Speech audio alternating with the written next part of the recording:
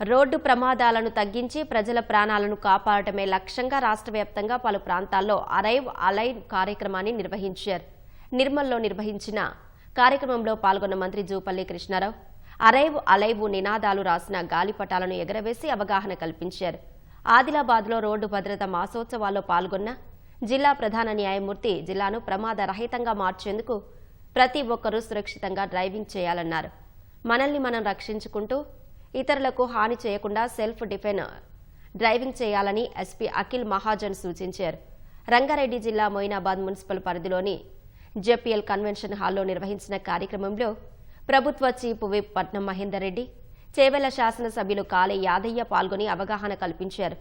హైదరాబాద్లోని జూబ్లీహిల్స్ చెక్పోస్ట్, ఖైరతాబాద్, పంజాగుట్ట, గచ్చిబౌలి, హైటెక్ సిటీ కూడళ్ల వద్ద సిగ్నల్స్ పడిన వెంటనే మైమ్ నటనతో ప్రమాదాలపై అవగాహన కల్పించారు.